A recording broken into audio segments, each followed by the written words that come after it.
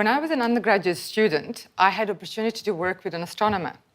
Her work was to measure positions of asteroids. Asteroids are moving very fast on the sky, and sometimes you see them just one night.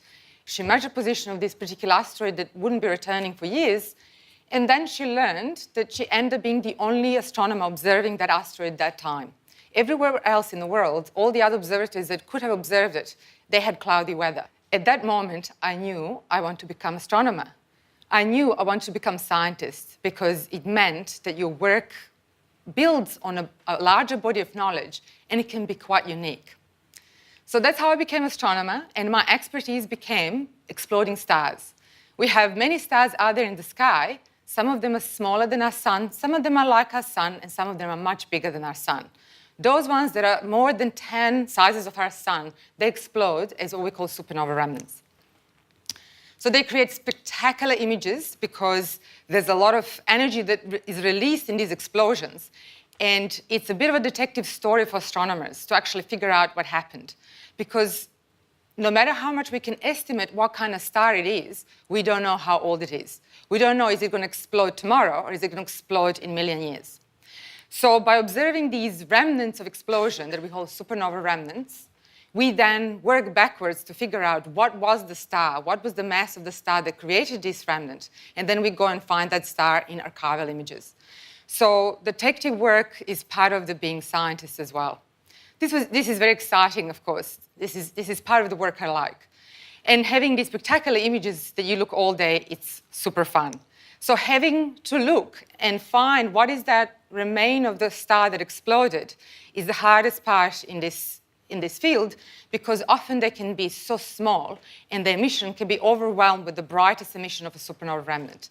So here you see with the circle where the tiny star that its remain of the exploding star is. And you can see how small. It's only about 20 kilometers in size, and the remnant that travels further on extends to a much larger area. It's much brighter. This is Cassiopeia A, one of the youngest supernova remnant in our galaxy, only about 300 years old. And even for this remnant, it was very hard to find that remain of the star. But my recent research actually brings me much closer to home. So we all live on Earth, and we think it's very special. But astronomers know that it is quite special. We are the only planet in our solar system that is habitable, which means it can support life. Mercury is too close to the sun, so we know it would have never been able to support life. But Venus and Mars are not too far off, and they should have been able to support life. But somehow Earth ended up being the only planet in our system that had life. So then we start our detective story trying to figure out why Earth is the only planet that has life. What are the properties that we have that other planets don't? So to do that, obviously, we have to compare our planet with all the other planets. So we'll look at the 8 major planets in our solar system, and we divide them into groups. One that we call terrestrial, which are rocky planets like our Earth, and other that we call gaseous, like Jupiter, Saturn, because they're mostly made of gas. So rocky planets, they reside closer to the stars. So we have 4 planets residing close to our sun, because rocky material can survive closer to the hotter regions. But light materials like hydrogen and helium can't survive so close to the star. They get evaporated or pushed away. So gaseous planets get to be formed further away. So in terms of supporting life, we know gaseous planets cannot support life. There is a small chance that they could, but we're going with the highest possibility, so we stick to terrestrial planets. So then we zoom into our 4 terrestrial planets, Mercury, Venus, Earth, and Mars, and we try to figure out what is it again that Earth has, the rest don't. So we try and look at the cross-section. Obviously, we can't really do this. We can't slice our planets, but we can measure in a different way. In an indirect way, we can measure and estimate what the interiors, exteriors are. So we know planets have cores and crust. Crust is made of lighter material like silicon, and the cores are made of heavier elements like iron. So when we estimate what is in the core of the planets, we find that Earth is the only planet that still have partially molten core. All the other planets are already cooled down and their cores are solidified. But Earth seemed to be the only one that still have partially molten core. What that means is that basically our core behaves like a magnet, and it gives us magnetic field, which is what we're the only planet to have. So then we have to continue our detective story and figure out why is it that we are the only ones that have iron. So we have to think where all these elements come. Where does iron and silicon come from? So they all come from stars. Stars are the only places where heavier elements, those above helium, are created. All the stars are forming molecular clouds. Those are basically condensation of gas and dust spread out through our galaxy. And then those clouds collapse and they form stars. But depending on how much gas is collided in that region, you will either form stars like our sun, or you will form stars that are much more massive, much bigger than our sun. And like everything else, those stars live and then they die. And the way they die differ for these two types of stars. So if you have a normal type of star, which is like our sun, we say they die relatively gentle death. They just release the outer layers and the core of the star remains to shine for millions of years. But with the massive stars, they live much, much faster, only about a million years, and they explode. They're so powerful, they're so massive that the gravity, when they collapse, blows the whole outer layers of the star, and they're ejected as supernova shells. So the event of explosion is called supernova, and sometimes can be so powerful that outshines the whole galaxy in which these stars reside. But that supernova event marks the event in which the outer layers of the shell ejected and they form supernova remnants.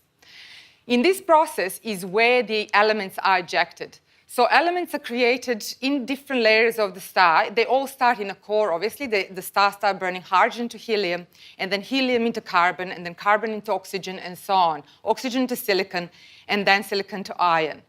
And then when the star burns things up to iron, it can't sustain this process anymore because iron is a very stable element. So with burning, with fusion of iron, we don't get as much energy release as the energy needed to burn iron. So in this moment, the thermonuclear reactions that are fusing these elements and provide push outwards, those reactions stop and gravity of the star prevail. And all the outer layers collapse onto the star, which then the core of the star collapses to become what we call a neutron star, or if it's really, really massive, it becomes a black hole. But the outer layers are spread out and they're ejected as supernova remnants. But this is the process by which these stars then release those elements heavier than helium into interstellar medium. And we know this by observing many of these supernova remnants. They roughly happen once per century in our galaxy, and we have about 300 of them that we can observe at the moment. So we observe them in many detail, and then we try and model what is happening. So this is a sort of projection of Casset because we detected different ejecta from different elements, and we try to put them in a model and then manipulate them and recreate that model to understand how this process works. So you can see different elements. You can see iron in green and so on. So we basically understand how this process works, and we know that how elements get to be dispersed throughout interstellar medium. But then we continue our detective story. How does elements get to build planets? So when we look at star-forming regions in which we know stars are still being formed, and with stars, we know there should be also planets being formed around them. We can look at here Orion Nebula, which is one of the youngest star-forming regions in our galaxies. And you can see those brighter regions of the image. This is where massive stars are heating the region around and making it very bright. And then as you see further away, you can see individual stars, but you still see a lot of gas and dust that will go on into building stars. When those massive stars explode, they will disseminate their elements throughout these regions, star-forming region. If we try and zoom in, we will see little regions where we see protoplanetary disks. So we know that as the star is being formed, at a certain point, as star lights up, there will be debris disk around from which planets will be forming. And then as the massive stars release their elements, those elements will basically get embedded into these protoplanetary disks. So if we're able to zoom in further, we would see something like this. A protoplanetary disk is basically made of gas and dust, and that dust starts colliding and start creating little rocks. And those rocks collide to create bigger rocks, and those bigger rocks eventually collide to make planets, while the star is still shining in the center. So if we are able to zoom furthermore, we would see those rocks building bigger planets. And the collision basically releases heat, then melts those rocks, and that's how planets slowly cool off eventually and solidify. So this is what we think happened to Mars and Venus, but it didn't happen to Earth. So there has to be some source that somehow the protoplanetary material that was building Earth had to then create extra energy source to keep our core molten. And what we think that extra element is aluminium-26. It's a radioactive element that decays over about a million years and releases something like 4 million electrovolts of energy. So that's a lot of energy that can then use to keep our iron core still molten. So the question then becomes, why only Earth? And why is that existence of the molten core important? As I mentioned before, it's because we have the molten core behaves basically like a magnet, so it gives us magnetic field. That magnetic field protects us from solar wind. All the stars, big and small, produce solar winds. They're basically highly charged particles that are released from time to time from the surface of these suns. And our sun has moderately strong or moderately weak solar winds. But regardless of their strength, they have power to dissociate water. When they come to dissociate the water, the hydrogen and oxygen are broken down. Hydrogen, being very light, would leave our atmosphere and water would slowly evaporate. This is what we think happened to Mars. Because Mars doesn't have strong magnetic field, this is how we think Mars lost its water, although it had oceans similar like Earth. So this is one reason that the magnetic field allows Earth to be habitable, to be supportive of life, because we think the easiest way to make life is having water, liquid water on the surface of a planet. But another reason is once you create life, you have to protect it from cosmic rays. Cosmic rays are again created in these supernova explosions, and they travel throughout the galaxy. They're the highest energy particles there are. And if they're able to come to the surface of a planet, they would irradiate living organisms. What that means is they would go through our body and dissociate water inside our bodies. And we know we're mostly made of water, which that means it will create genetic mutations, and the life wouldn't be able to progress as fast as possible. So our magnetic field protects us by preserving our water and protecting us from these cosmic ray particles, which have to go around, they have to follow magnetic field lines and go around our Earth. Of course, some of these particles from solar winds do come in through some regions of magnetic field, but they give us these beautiful auroras that we see. So when we then look, why is Earth the only place that maybe captured this aluminium-26? Why Mars and Venus didn't have that aluminium-26? We have to then look back and figure out what is the distribution of this element. Because aluminium-26 decays over a million years, the supernova events that we think have created our solar system would have long gone by now. The humans came on the scene. So we can't observe aluminium-26 anymore directly, but we can observe magnesium-26, which is an element in which aluminium-26 decays. And this line of magnesium is emitted in gamma ray wavelengths, which is some of the highest energies that we can observe. So we need a satellite to launch them above our atmosphere and observe this line. So what we can do now is basically try and see if we map, you see here a rough map of the galaxy in magnesium line, but we can now zoom on individual stellar-forming regions to understand, is this emission uniformly distributed, and therefore maybe all terrestrial planets in that solar system should be habitable? Or maybe somehow, for some unknown mechanism to us at the moment, this aluminium-26 is clumped up, and only certain planets get to embed it into their larger body. So these are the way that we untangle the story. We find something unique and then try to find the reason why that exists.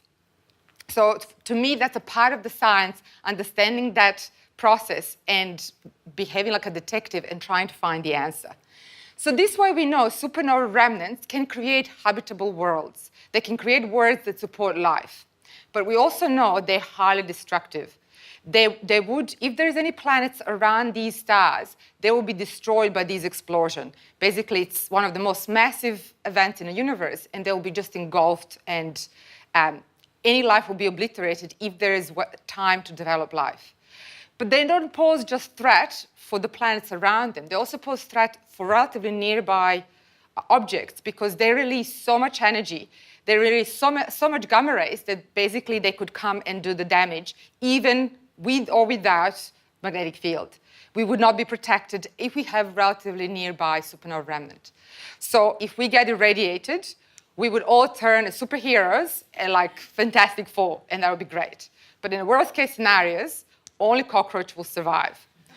Cockroaches, they have bodies with the least amount of water, so they would suffer the least amount of genetic mutation, and they'll be able to go on and continue for us. Luckily, we know that there is no massive star within 75 light years, which is roughly the distance that would take to reach us for some of these emissions. So we can all rest in peace that we're not going to be irradiated and cockroaches not going to take over our world. Thank you.